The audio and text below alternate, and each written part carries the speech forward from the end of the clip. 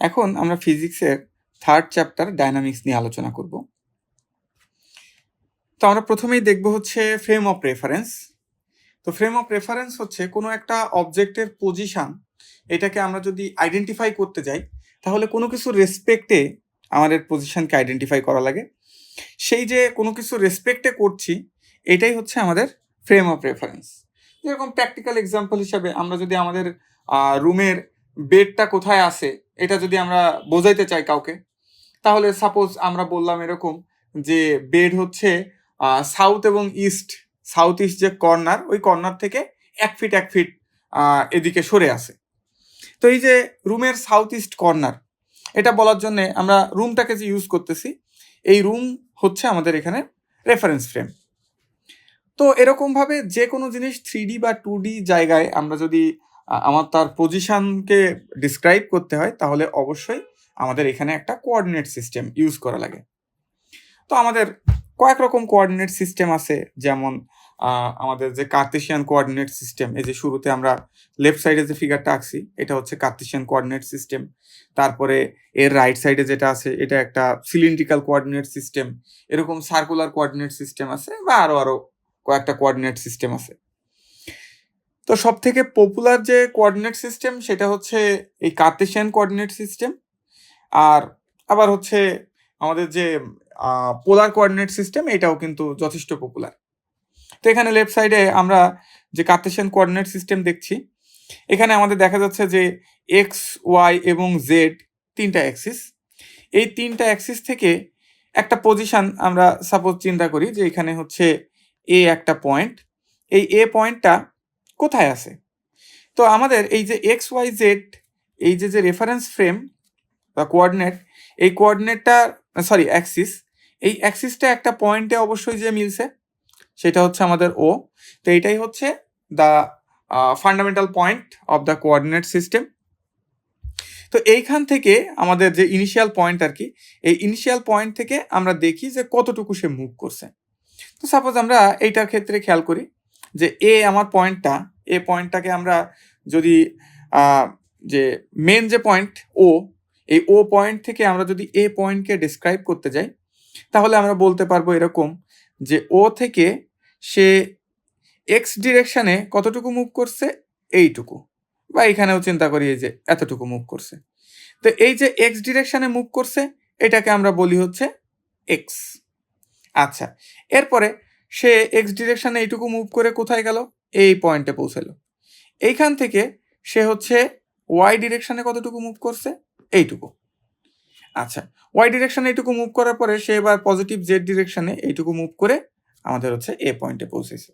তাহলে আমরা দেখলাম যে সে হচ্ছে এই যে ও থেকে প্রথমে এক্স ডিরেকশানে এইটুকু গেল, দেন ওয়াই ডিরেকশানে এইটুকু গেল, দেন জেড ডিরেকশানে এইটুকু গেল। তো এইভাবে যেহেতু আমরা তিনটাই পজিটিভ ডিরেকশানে গেছে, তো এটাকে আমরা বলতে পারছি যে কোঅর্ডিনেট হচ্ছে এক্স, ওয়াই অ্যান্ড জেড। এবার আমরা চিন্তা করি যে প্রথমেই কেন এক্স ডিরেকশানে যাইতে হবে, অন্য ডিরেকশানে যাইতে পারতো, অফকোর্স যাইতে পারতো। এই যে ও থেকে আমরা শুরুতে চিন্তা করি সে হচ্ছে ওয়াই ডিরেকশানে গেছে, দেন আমরা চিন্তা করি জেড ডিরেকশানে গেছে, দেন এক্স ডিরেকশানে। তো এখানেও কিন্তু তিনটা ডিরেকশানেই পজিটিভ, সো আমাদের পজিটিভ এক্স, ওয়াই, জেড। তো এরকমভাবে যে কোনো দিক থেকেই শুরু করা যায়, এটাতে কোনো সমস্যা হয় না। আবার যদি নেগেটিভ ডিরেকশানে যায় তাইলে পয়েন্টটা এমন হইতে পারতো এই এক্স ডিরেকশানে গেল, দেন হচ্ছে এই জেড ডিরেকশানে সে নেগেটিভ দিকে গেল, দেন ওয়াই ডিরেকশানে, সো এখানে অন্য একটা পয়েন্ট এসে পৌঁছালো। তো এরকমভাবে কোঅর্ডিনেট সিস্টেমে পজিটিভ বা নেগেটিভ দিকে অ্যাক্সিস বরাবর সে যাইতে পারে। আচ্ছা, এখানে আর একটা কোঅর্ডিনেট সিস্টেম রাইট সাইডে দেখতেছি, এটা হচ্ছে আমাদের একটা সিলিন্ড্রিক্যাল কোঅর্ডিনেট সিস্টেম। তো সিলিন্ড্রিক্যাল কোঅর্ডিনেট সিস্টেমে আমাদের কি থাকে, একটা রেডিয়াস থাকে সিলিন্ডারের, আর একটা হাইট থাকে, আর থাকে হচ্ছে যে সে কতটুকু অ্যাঙ্গেল ক্রিয়েট করলো। তা আমরা চিন্তা করি, আমরা যদি প্রপারলি এই পয়েন্ট এইখানেও চিন্তা করি যে এখানে একটা পয়েন্ট আছে হচ্ছে পয়েন্ট এ। তো পয়েন্ট এ তে আমরা যদি পৌঁছাইতে চাই তাহলে আমাদেরকে প্রথমে কি করতে হবে, এই ও থেকে এই ও সাপোজ হচ্ছে এক্স, ওয়াই, জেড ডিরেকশানে এরকম। তো আমরা চিন্তা করি যে পজিটিভ এক্স থেকে সে প্রথমে থিটা পরিমাণ আমার হচ্ছে এই প্লেনটা, যে এই যে আর এবং মানে এই যে এইটা যে আর, এই আর এবং জেড এই বরাবর যে প্লেনটা পাইছি, এই প্লেনটা এক্স ডিরেকশান থেকে সে হচ্ছে থিটা পরিমাণ মুভ করলো। তাহলে প্রথমে পার্টিকেলটা থিটা পরিমাণ মুভ করলো, দেন এই দিক বরাবর মানে ওই দিক যখন ঘুরে গেল থিটা পরিমাণ, তখন সে ও থেকে আর রেডিয়াস পর্যন্ত সে হচ্ছে মুভ করছে এই যে এই ডিরেকশনে। থিটা যদি বেশি হতো তাহলে এমন এই ডিরেকশনে মুভ করতে পারতো, বা নেগেটিভ থিটা হইলে এই যে পিছন দিকেও মুভ করতে পারতো। তো যাই হোক, এবার ওই যে থিটাটা আমরা বানালাম ওই বরাবর সে মুভ করছে, করার পরে এবার সে কতটুকু হাইট উঠলো, সেই হাইটটা হচ্ছে জেড। তো এইভাবে আমরা কিন্তু যে কোনো পয়েন্টে, সিলিন্ডারের যে কোনো পয়েন্টে, যেমন আমরা যদি এই পয়েন্টে পৌঁছাইতে চাই তাহলে আমরা চিন্তা করি যে এখানে একটা নেগেটিভ থিটায় গেছে, দেন এই বরাবর এই পর্যন্ত উঠছে। তো আমাদের এই কোঅর্ডিনেট সিস্টেমের টার্গেটটা কি? কোনো একটা বডির বা কোনো একটা অবজেক্টের এক্স্যাক্ট যে পজিশন কোনো কিছুর রেসপেক্টে, সেটা বের করাই হচ্ছে আমাদের ফ্রেম অফ রেফারেন্সের কাজ। আচ্ছা, তো আমাদের ফ্রেম অফ রেফারেন্স দুই রকম, একটা হচ্ছে ইনার্শিয়াল ফ্রেম অফ রেফারেন্স আর একটা হচ্ছে নন ইনার্শিয়াল ফ্রেম অফ রেফারেন্স। তো ইনার্শিয়াল ফ্রেম অফ রেফারেন্স কাদেরকে বলবো?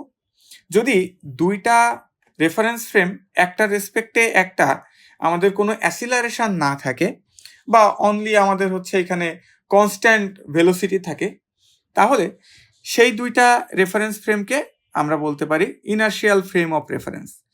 তো এখন ইভেন এমনও হইতে পারে যে একটা রেসপেক্টে একটা মুভি করছে না, তো তখনও তো আমাদের কনস্ট্যান্ট ভেলোসিটিই হইলো, কারণ কনস্ট্যান্ট ভেলোসিটি সেখানে 0। বাট কখন এটা হচ্ছে নন ইনার্শিয়াল হয়ে যাবে?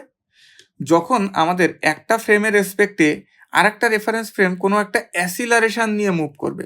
সাপোজ এইটা যদি আমাদের এমন হইতো যে এই ডিরেকশনে এর একটা অ্যাসিলারেশন থাকতো, তখন কিন্তু আমরা এটাকে বলতাম যেটা নন ইনার্শিয়াল ফ্রেম অফ রেফারেন্স। তো ইনার্শিয়াল ফ্রেম অফ রেফারেন্সে আমাদের যে নিউটনের যে লগুলো আর কি, তো এই সবগুলা লই হচ্ছে এখানে অ্যাপ্লিকেবল হয়, but non inertial frame of রেফারেন্সে নিউটনের লগুলো অনেক সময় অ্যাপ্লিকেবল হয় না। ডিসপ্লেসমেন্ট এবং ডিস্টেন্স। তো ডিসপ্লেসমেন্ট আর ডিস্টেন্স মোটামুটি একই ধরনেরই কথা। এটা বোঝায় হচ্ছে কোনো একটা অবজেক্ট কোনো একটা পজিশন থেকে অন্য একটা পজিশনে সরে গেল।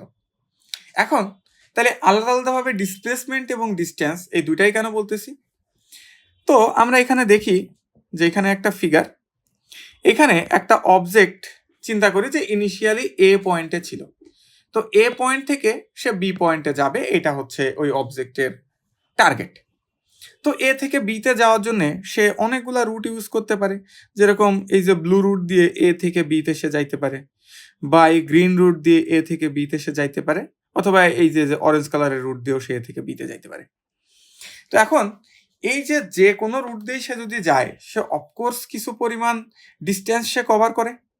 তো যে কোনো ডিরেকশানে সে যতটুকু ডিস্টেন্স কভার করে এ থেকে বিতে যাওয়ার জন্য, এই টোটাল পাথ লেংথটা হচ্ছে আমাদের ডিস্টেন্স।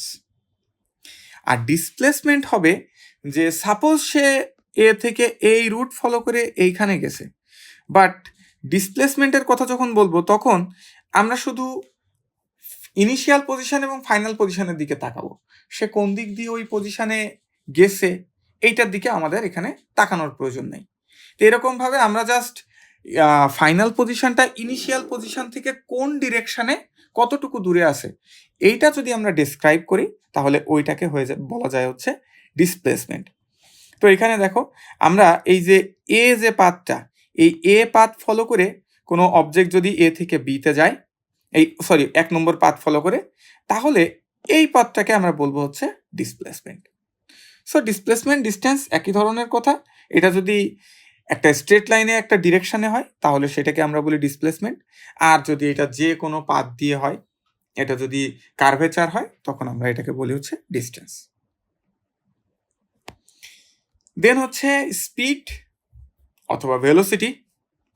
তো স্পিড আর ভেলোসিটি আমরা তো জানি, এটা ক্লাস 9-10 থেকেই পড়া হয়েছে যে স্পিড আর ভেলোসিটি সেম জিনিস, যার স্পিড হচ্ছে একটা স্কেলার কোয়ান্টিটি আর ভেলোসিটি হচ্ছে একটা ভেক্টর কোয়ান্টিটি। স্পিড হচ্ছে যে কোনো মানে ডিরেকশানে যদি কোনো অবজেক্ট মুভ করে, তাহলে আমার সে টোটাল মুভমেন্টটা যদি টোটাল টাইম দিয়ে ডিভাইড করা হয়, তখন আমরা পাই হচ্ছে স্পিড। আর ওই যে টোটাল মুভমেন্টটা, ওই মুভমেন্টটা যদি একটা সার্টেন ডিরেকশানে হয়, অথবা আমরা যদি কোনো একটা অবজেক্ট ফাইনাল পজিশনে কতটুকু ডিস্টেন্স কভার করছে, ওই যে ডিসপ্লেসমেন্ট অ্যাকচুয়ালি, ওই ডিসপ্লেসমেন্টটাকে যদি ওই টাইম দিয়ে ডিভাইড করি, তাহলে আমরা যেটা পাই সেটা হচ্ছে ভেলোসিটি। কিন্তু আমরা যদি একটা বেশ বড়সড় একটা ডিসট্যান্স বা ডিসপ্লেসমেন্ট এটাকে যদি একটা সার্টেন একটা টাইম দিয়ে ডিভাইড করি, তাহলে আমরা যেটা পাই সেটা হচ্ছে একটা অ্যাভারেজ ভেলোসিটি। অ্যাভারেজ ভেলোসিটি কেন? কারণ একটা অবজেক্ট এইখান থেকে এইখানে মুভ করছে, এখন হইতেই পারে যে এখানে এরকম স্লো গেছে, দেন এরকম ফাস্ট গেছে। তো আমরা যখন ফাইনালি এ থেকে বি পর্যন্ত সে কতটুকু গেছে এইটাকে তার টাইম দিয়ে ডিভাইড করতেছি, তখন কিন্তু এর এক্স্যাক্ট ভেলোসিটি পাওয়া যাচ্ছে না। কারণ এই এক্স্যাক্ট ভেলোসিটিটা প্রত্যেকটা মোমেন্টে চেঞ্জ হচ্ছিল। তো যেহেতু ভেলোসিটিটা প্রত্যেকটা মোমেন্টে চেঞ্জ হচ্ছিল, তাই আমরা যদি এর এক্স্যাক্ট ভেলোসিটি পাইতে যাই, তাহলে ওই প্রত্যেকটা মোমেন্টে আমাদের ভেলোসিটিটা দেখতে হবে। তাহলে আমরা যদি কোনো জিনিসের ভেলোসিটি প্রত্যেকটা মোমেন্টে দেখতে পারি, এখন প্রত্যেকটা মোমেন্ট বলে তো আসলে কোনো ইয়ে হয় না, মানে কোনো সার্টেন কোনো ডেসক্রিপশন হয় না।